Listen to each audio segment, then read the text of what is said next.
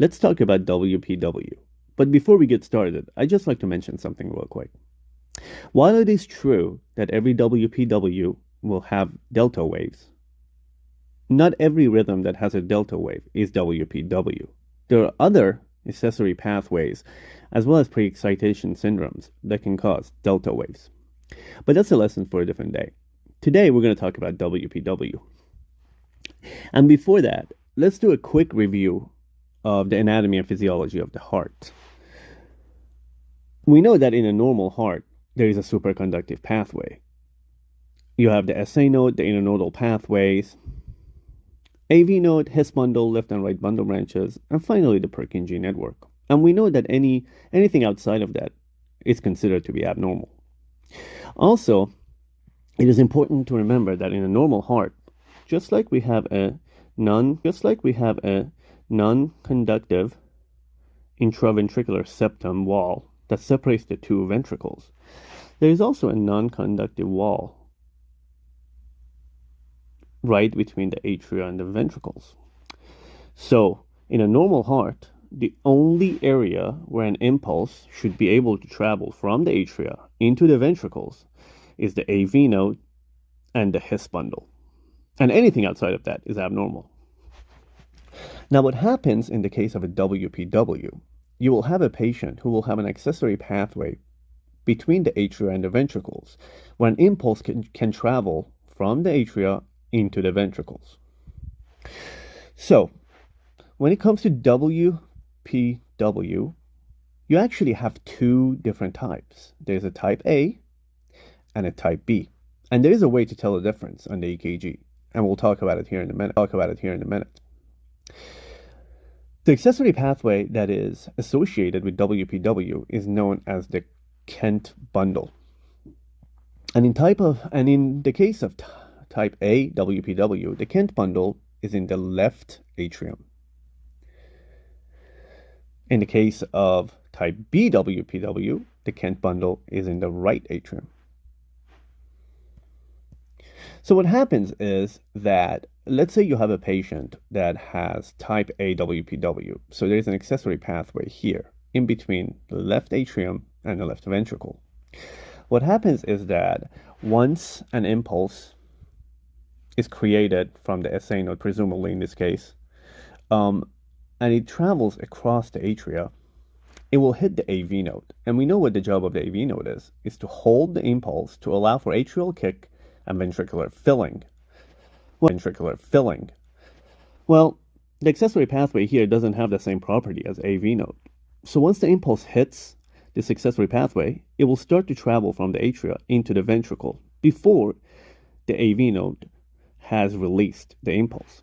So this impulse will travel from cell to cell to cell to cell in the wall of the left ventricle outside of the superconductive pathway.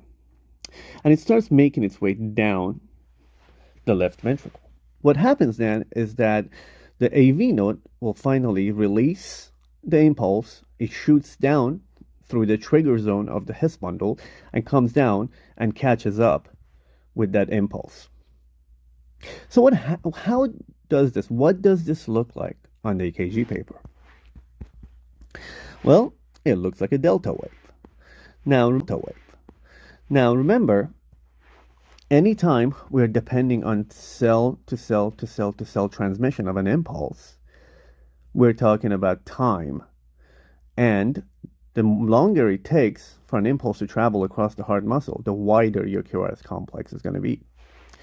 So, in this case, you had depolarization of the atria, and then the impulse hit the Kent bundle and started cell to cell to cell to cell to cell transmission. That's why this is wide. And then finally, when the His bundle released the SA node, the impulse, and it caught up with our other impulse that was here, you will have the rest of your QRS complex as the ventricles contract.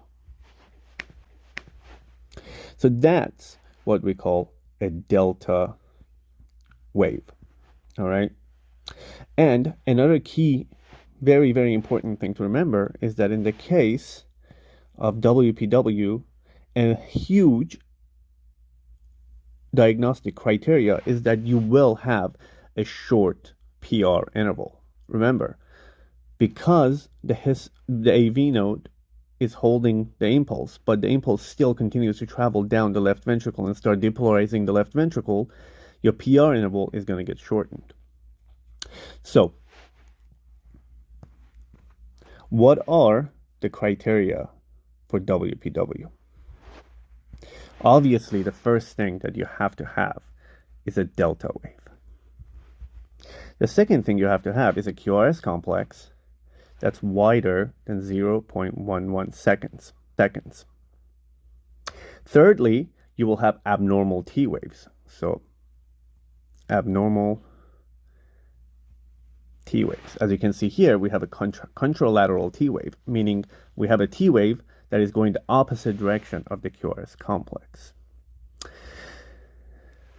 This is critical diagnostic criteria for WPW. You will have a short PRI or PR interval. Remember, if you do not have a short PRI, this is not WPW. This is a critical diagnostic criteria.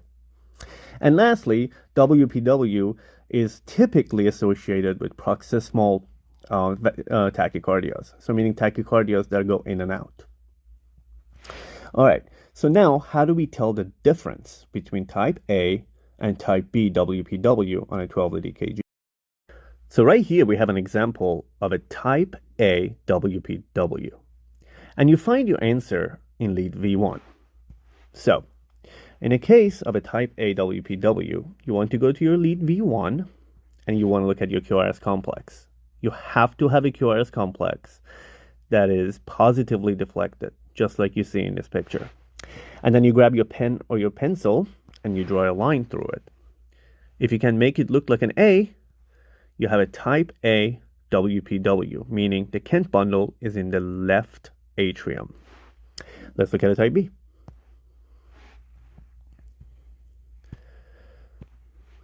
All right. Before I show you this, there is something that I want to tell you that is very, very, very, very important. Type B WPWs are notorious for getting confused with left bundle. Before I show you this, there is something that I want to tell you that is very, very, very, very important. Type B WPWs are notorious for getting confused with left bundle branch blocks. If you don't know your criteria for left bundle branch block, you might look at this EKG and say, whoa, this is a left bundle. When in reality, this is actually a type B WPW. So if you don't know your criteria for left bundle branch blocks, I highly recommend you go and check out my video on left bundle branch blocks. But just to show you, here is the critical diagnostic criteria for ruling out a left bundle branch block. In a true left bundle branch block, it is impossible, physically impossible, to have a Q wave in your lateral leads. If you were to look at lead V1, lead 1 over here, what do you have? A very, very, very obvious Q wave.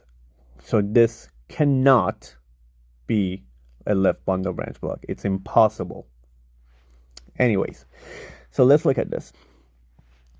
For a type B WPW, you need to look at leads V1 and V2. They need to both be negatively deflected, which they are here. And then you grab your pen or your pencil and you draw a line through your V and you see if you can make a B around it. If you can, then what you have is a WPW type B, which means the Kent bundle is located in the right atrium. Thanks so much for watching, guys. See you next time.